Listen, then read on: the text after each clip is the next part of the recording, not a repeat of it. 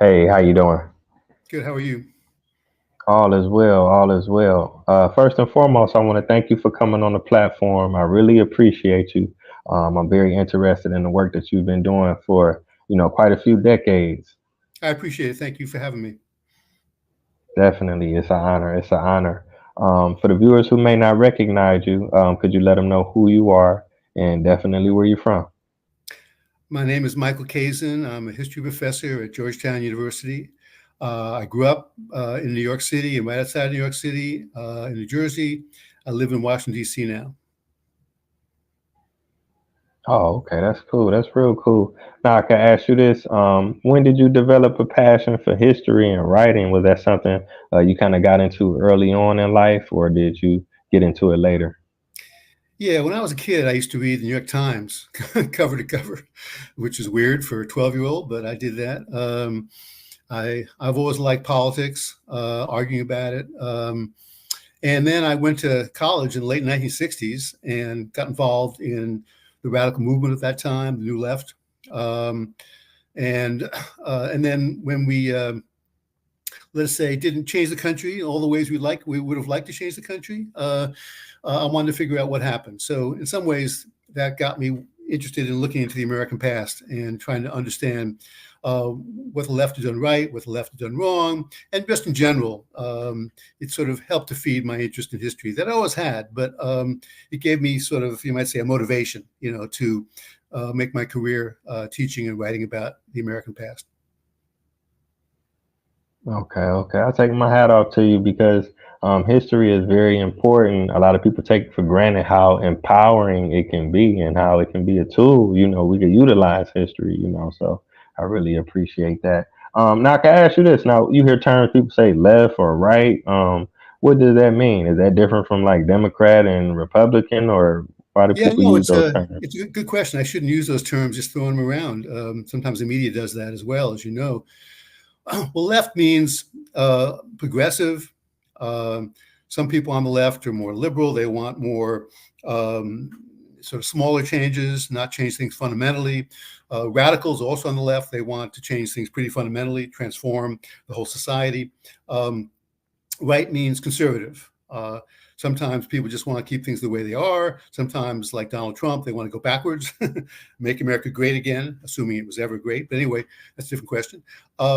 And the terms derived from the French Revolution, actually, in 1789, where the monarchy was overthrown.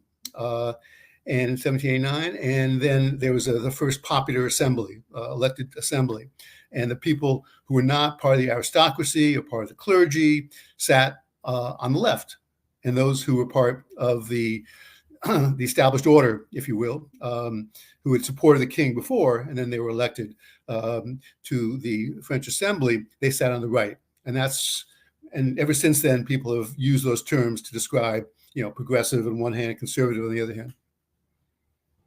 Oh, okay. Wow. I appreciate you breaking that down. Now, I wanted to ask you about some of your projects you worked on. I checked your credits and you listed as an author, as an editor. Now, what exactly is the role of an editor? Because I think a lot of people, readers, they may take for granted, the responsibility that an editor has in the book that they're reading. Yeah, without editors, a lot of authors would would fall on their faces, one way or another.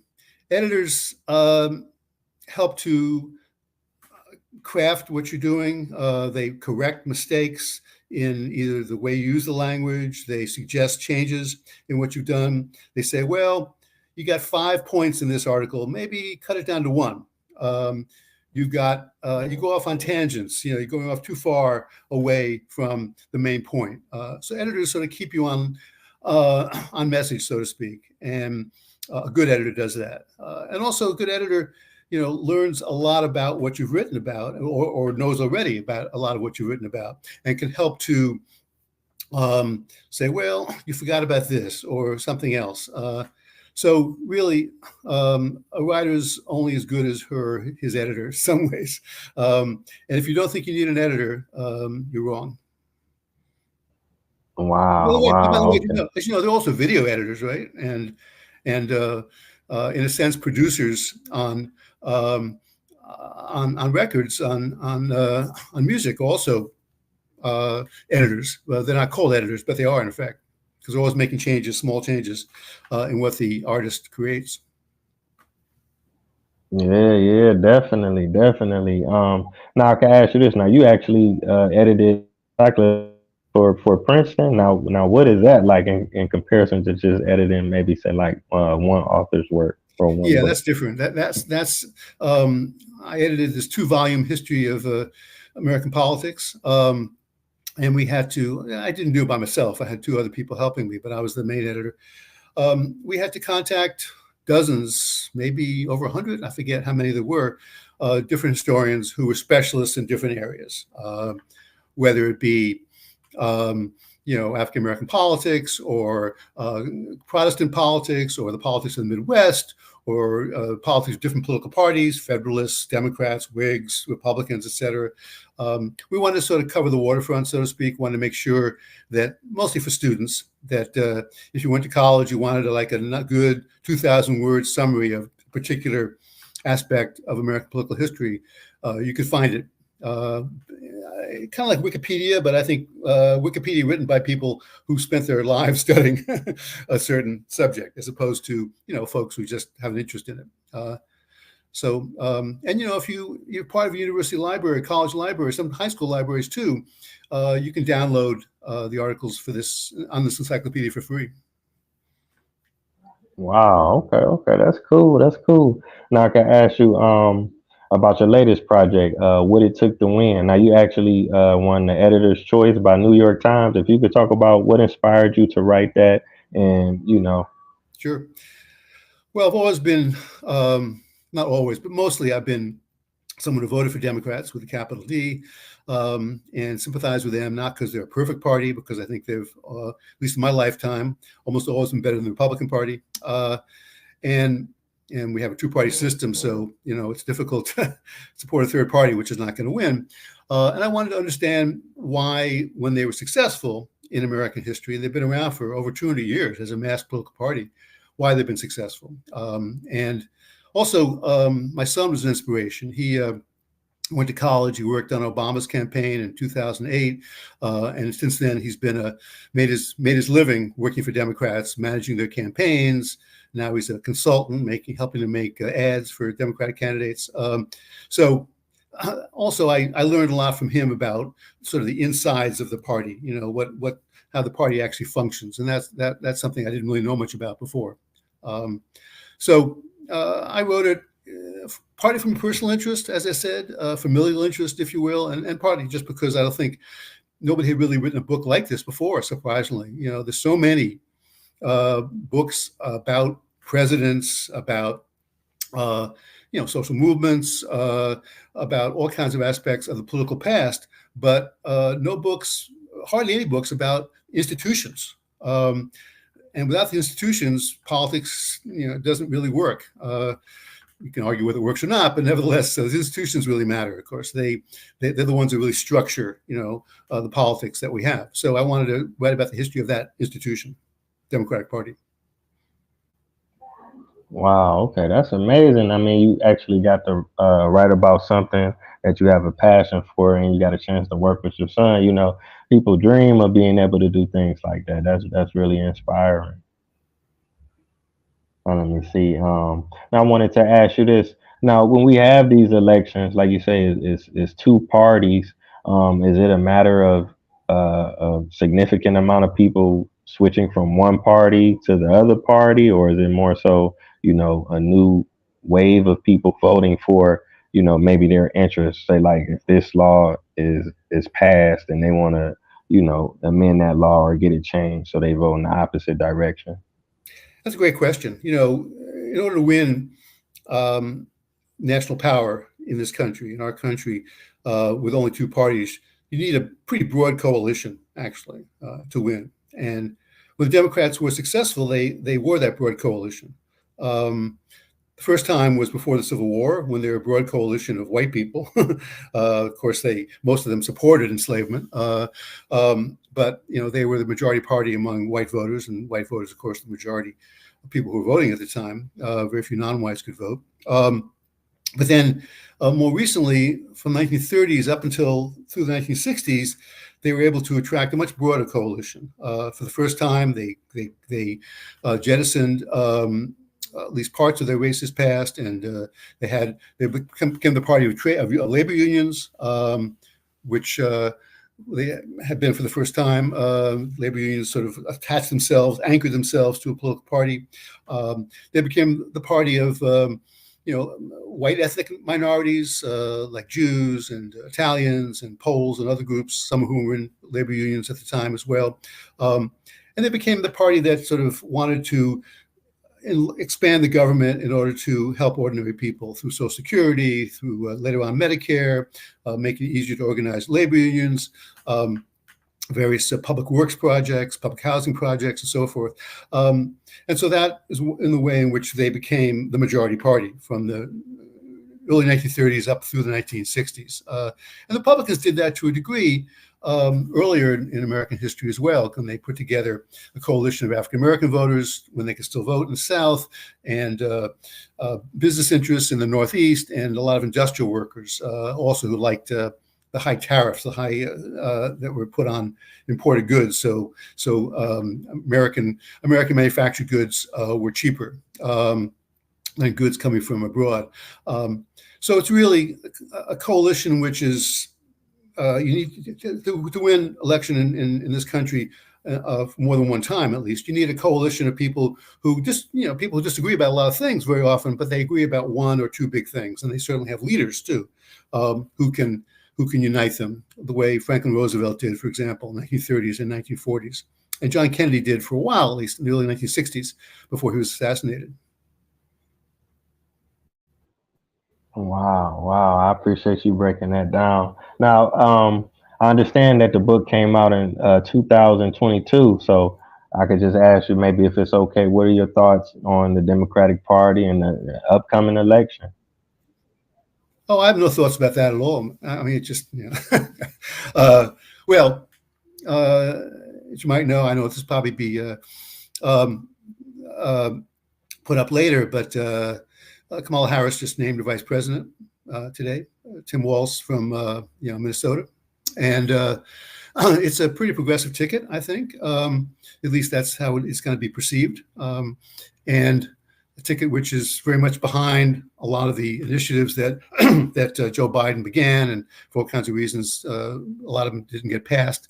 So it's a really more progressive ticket, actually, than Democrats have had in a long time. And that could be good, it could be bad. I mean, that's a matter of, we're a country, pretty 50-50 country. So to win, you need people who are not on the left, who are not progressives, who are moderates in those swing states that decide the election, as you know. So I'm optimistic. I think that certainly Joe Biden dropping out was a really good thing because he was not going to win.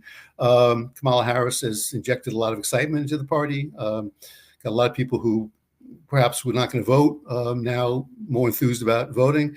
And Walz has a sense of humor, which is nice to have. You don't want you want your politicians to be able to make fun of the other side. People laugh at what they're saying.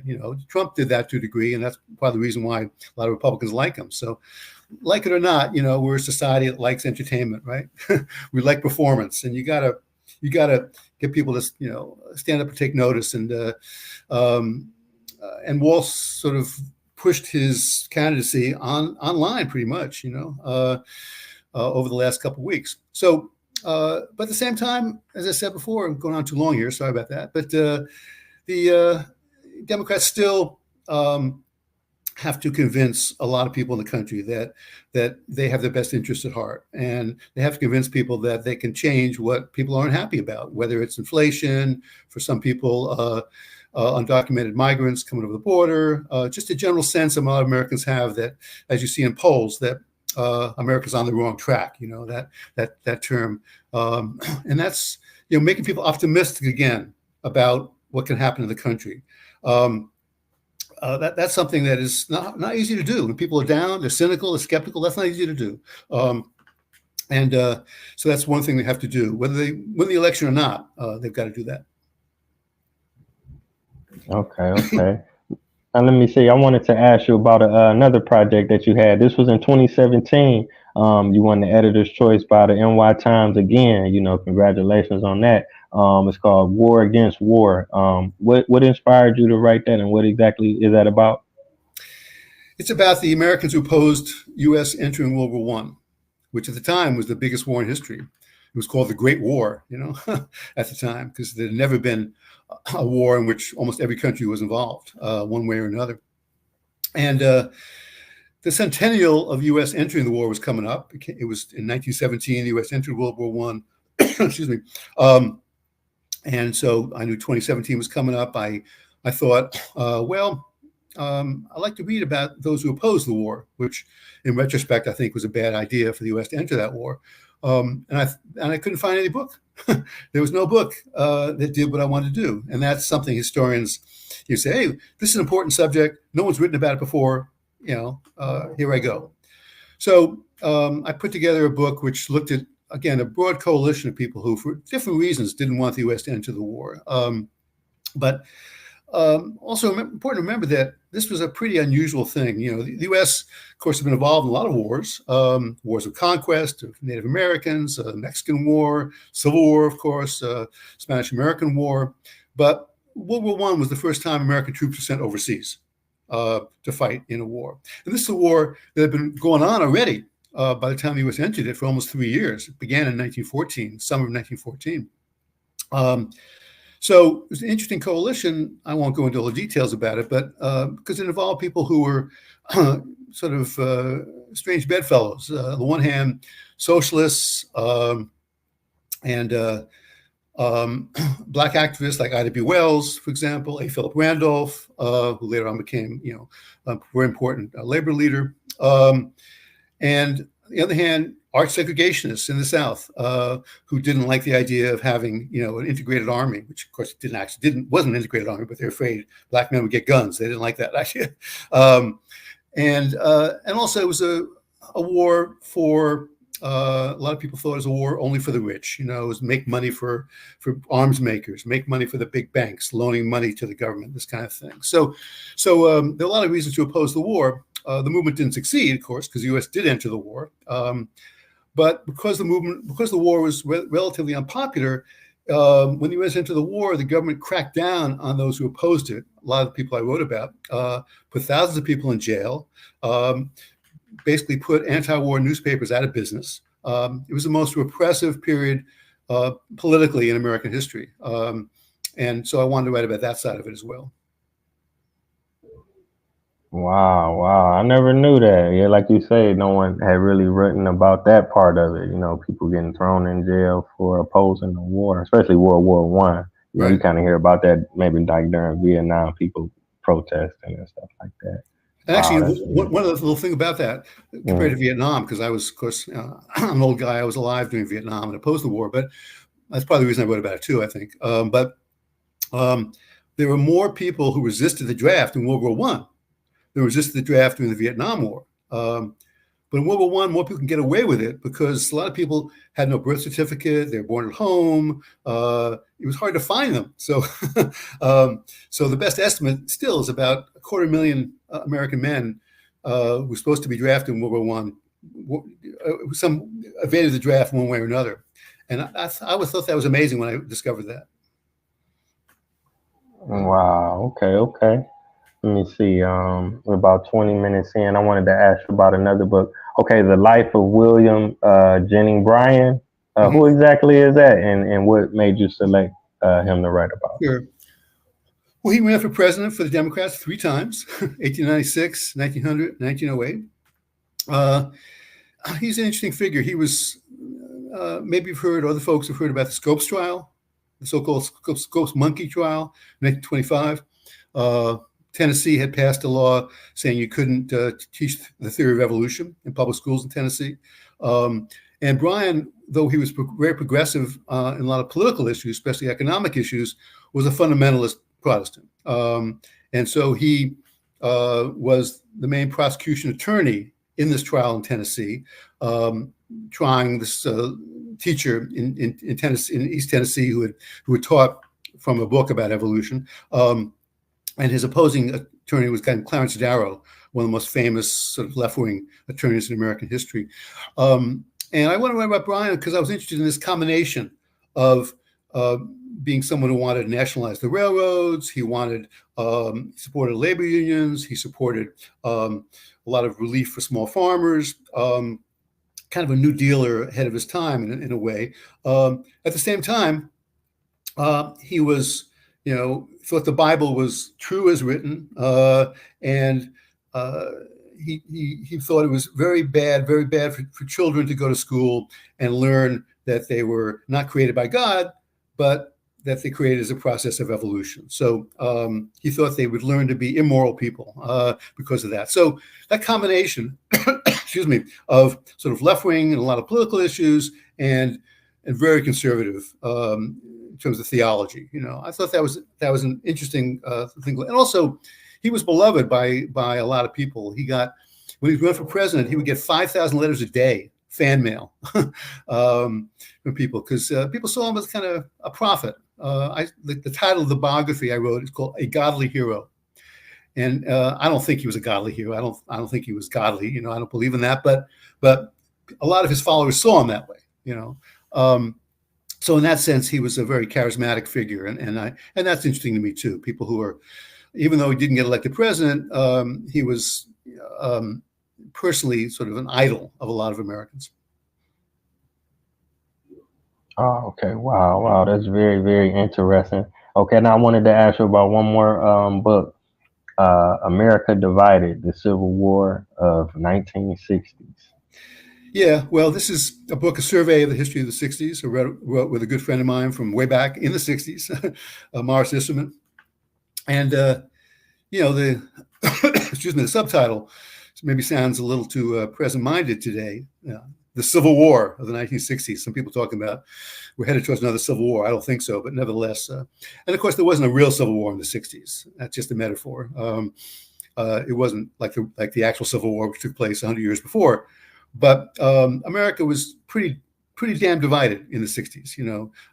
People who supported Black freedom, people who opposed it, people who supported the Vietnam War, people who opposed it, people who opposed the counterculture, people who opposed it, people who loved rock and soul music, people thought it was the devil music. Culturally, politically, socially, racially, there were huge divisions in the 1960s, and some of them were still with us. Like abortion, for example. Or how you teach about history in school. And so, we wanted in courses that still get taught about the 1960s. We thought this should be a good book. Would cover, and we didn't just cover the stuff people think about a lot, like anti-war movement, the Black freedom movement, the women's movement, social movements like that. We also talked about religion in the '60s, a whole chapter on that. Got a whole chapter on the conservative movement in the '60s, which was growing as well at the time. So we tried to cover all the really important topics and talk about how divided America was, rather than looking at it sort of in a rosy view. Oh, things were going great, things were changing. Yeah, things were changing, but it was a period of tremendous conflict as well.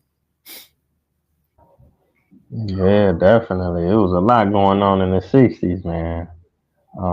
Okay, And of not course, to ask you. I was a Uh-huh. kid. I was a kid too. I was in college in the late '60s, and I grew up I was in high school in the mid '60s. So it was partly, again, we came at it, from that personal interest as well.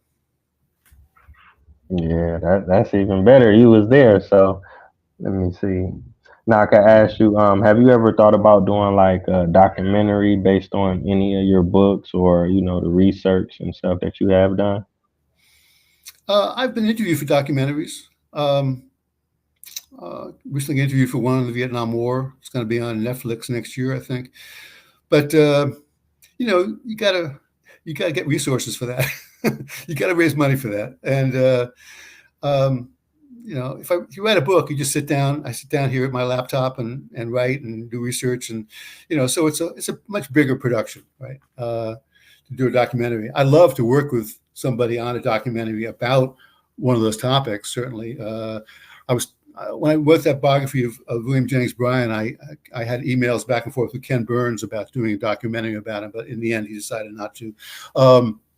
But I'd love to work with someone about it, but I don't think I don't have the resources, and I don't have the skills to make one myself.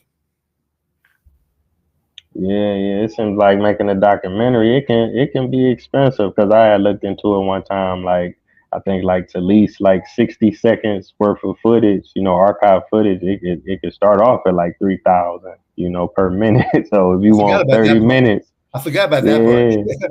yeah. Yeah. And And also, documentaries, people to see them, they got to be really good. There's so many documentaries out there you can find on Netflix, find on YouTube, and you get 100 views, 200 views, and people work for years on those, and then to be crass about it, nobody really watches them, and so what's the point?